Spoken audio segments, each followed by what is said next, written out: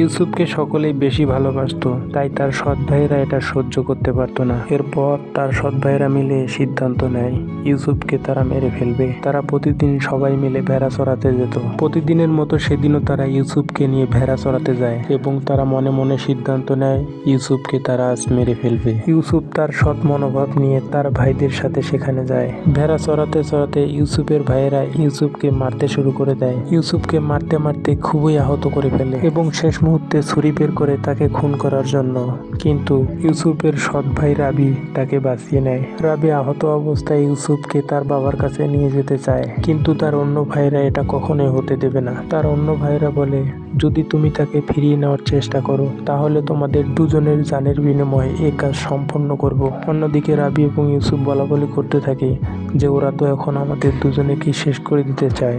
এরপর রাবি তাদেরকে বুদ্ধি খাটিয়ে বলে, তোমরা তো চেয়েছিলে তাকে বাবার কাছ থেকে আলাদা করতে, তাহলে তাকে আমরা কাফেলার কাছে অর্পণ করি। এরপর তারা বলে, কিন্তু আমরা তো পারবো না তাকে নিজের হাতে কাফেলার কাছে অর্পণ করতে। দেখো, কোনো রকম দ্বিধাদ্বন্দ্বে থাকা যাবে না। অন্যজন বলে, যদি আমরা তাকে গাছের উপরে রেখে দেই তাহলে তো তাকে কাফেলারা পেয়ে যাবে। এরপর রাবি চিন্তা করে বলে, উত্তম হবে তাকে একটি কূপের মধ্যে রাখা, তাহলে কাফেলারা পানি উত্তোলনের সময় তাকে পেয়ে যাবে আর তারা তাদের নিজেদের সাথে নিয়ে যাবে। তারা রাবির মতের সাথে একমত হয়। এরপর তারা বলে, এখান থেকে কাছে একটি কূপ রয়েছে আর কূপের পাশ দিয়ে একটি রাস্তা আছে, সেই দিক দিয়ে কাফেলারা যাতায়াত করে, আর সেই কূপে যদি তাকে রেখে দেই তাহলে কাফেলারা তাকে পেয়ে যাবে। অন্যদিকে তার বাবা মায়েরা খুব টেনশন করতে থাকে, তারা এখনো কেন বাড়ি ফিরছে না, সূর্য অস্ত যাইতেছে। এরপর ইউসুফের সৎ ভাইয়েরা ইউসুফকে কূপের মধ্যে ফেলে দেওয়ার জন্য মরিয়া হয়ে ওঠে। এরপর ইউসুফকে সেই কূপের কাছে নিয়ে যাওয়া হয় এবং তারা দেখতে পায় কুয়াটি খুব গভীর ছিল এবং তারা বলতে থাকে, এত গভীর কুয়ার মধ্যে তাকে কিভাবে রাখবো। ইয়াহুদা বলে, তাতে কি, জীবজন্তু বাঁধার জন্য যে দড়িগুলো এনেছি সেই দড়িগুলো নিয়ে আসো, সেই দড়িগুলো একসাথে বাঁধলে অনেক বড় হবে। কিছুক্ষণ পর দুইজন দড়িগুলো নিয়ে আসে। সেখানকার একজন বলে,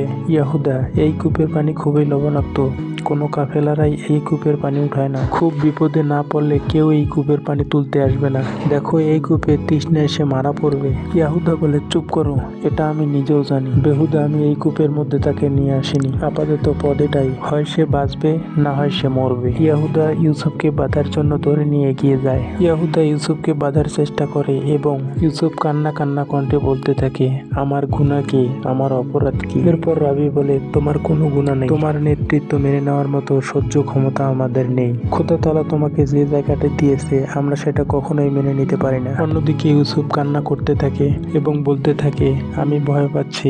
এরপর রাবি ইউসুফকে সান্ত্বনা দেয়, বলে, খোদা তাআলা তোমাকে অবশ্যই রক্ষা করবে, তুমি ভয় পেও না। ইয়াহুদা তাকে টানতে থাকে এবং ইউসুফ কান্না করতে থাকে এবং বলে, রাবি আমি ভয় পাই, এবং তাদেরকে বলে, আমি আব্বাসানের কাছ থেকে অনেক দূরে চলে যাব, আমাকে ছেড়ে দাও, আমি তোমাদেরকে কথা দিচ্ছি আমি আব্বাসানের কাছ থেকে অনেক দূরে চলে যাব। এরপর ইয়াহুদা বলে, আমি তোমার কথা বিশ্বাস করলাম না, আমি তোমাকে কূপে ফেলেই দেব। এরপর তাদের মধ্যে একজন বলে ওঠে, আব্বাজানকে তোমরা কি জবাব দিবে তার কথা জিজ্ঞাসা করলে? এরপর তারা বলে, আব্বাজান জিজ্ঞেস করলে আমরা বলবো নেকড়েরা তাকে খেয়ে ফেলেছে, কারণ আব্বাজান নিজেও দেখেছে একদিন ইউসুফকে নেকড়েরা ধাওয়া করেছে, আর আব্বাজান ভালো করেই জানে কেনানে অনেক নেকড়ে আছে। এরপর বলে, সেটা প্রমাণ করতে একটি নিশানা দরকার। নিশানা নেওয়ার জন্য তারা বুদ্ধি করে ইউসুফের জামাটা খুলে নেয়। এরপর তারা ইউসুফের জামা খুলতে থাকে এবং ইউসুফ চিৎকার করে বলতে থাকে, তোমরা আমাকে ছেড়ে দাও, আমি বাবার থেকে অনেক দূরে চলে যাব। কিন্তু পাষাণ ভাইয়েরা তার কোনো কথাই বিশ্বাস করে না এবং তাকে ছেড়ে দেয় না। এরপর রাবি বলে ওঠে, এত তাড়াহুড়া করার কি আছে, একটু অপেক্ষা করো, একটু আগে না হয় একটু পরে তাকে তো কূপে ফেলবেই, দেখি ও কি বলে, সরো তোমরা সরো, আমাকে একটু কথা বলতে দাও। এরপর রাবি ইউসুফকে বলে, কি বলবে আমার ভাই, বল আমাকে বল।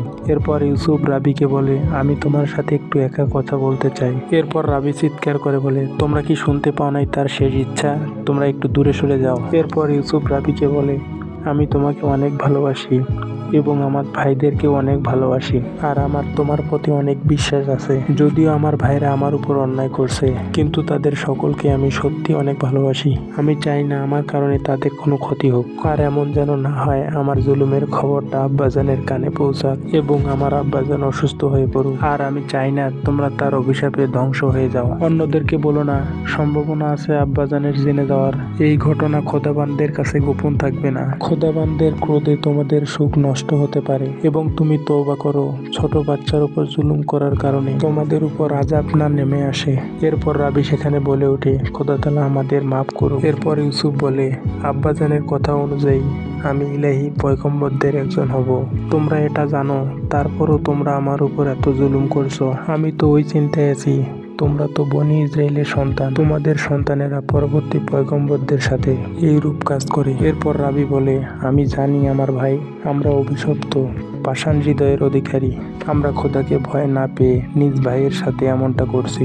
কোনো হিংস্র প্রাণীও তার নিজ গোত্রের সাথে এমনটা করে না। আমরা সেই কাবিলের ভাই হত্যার ঘটনার মতো আবারও ঘটাতে যাচ্ছি। এরপর ইয়াহুদা বলে উঠে, কি হলো তোমাদের? এসো আমার সাথে, তোমরা এসো। এরপর ইয়াহুদা তার ভাইদের সাথে করে নিয়ে তাকে জোর করে কুয়োতে ফেলে দেয়। ইউসুফকে ফেলে যখন তার ভাইরা সেখান থেকে চলে যায়, এরপর খোদার হুকুমে সেখান থেকে সে ভেসে ওঠে।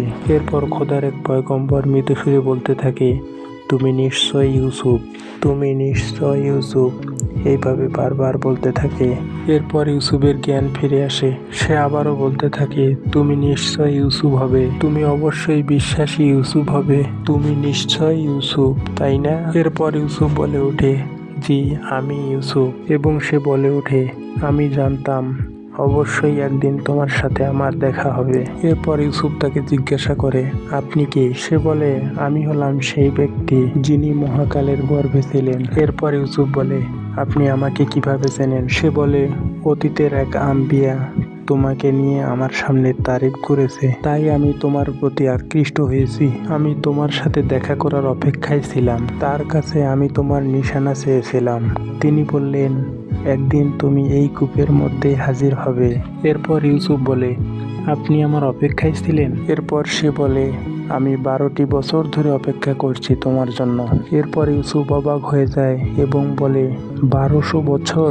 সে বলে, হ্যাঁ, আজকেই সেই দিন। এরপর ইউসুফ বলে, আমিও আপনার দেখা পেয়ে আনন্দিত।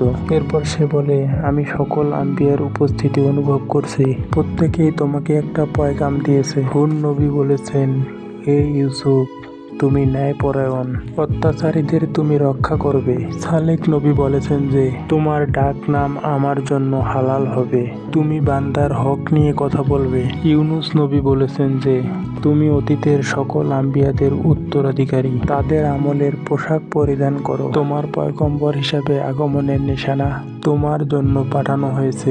এভাবে ইউসুফকে তার নিশানাটি দিয়ে দেয়। এরপর ইউসুফ সেটা গলায় পরে নেয় এবং শুকরিয়া জ্ঞাপন করে। এতক্ষণ সে স্বপ্নে বিভোর ছিল, স্বপ্ন হলেও সেটা বাস্তব। এরপর সে জেগে ওঠে।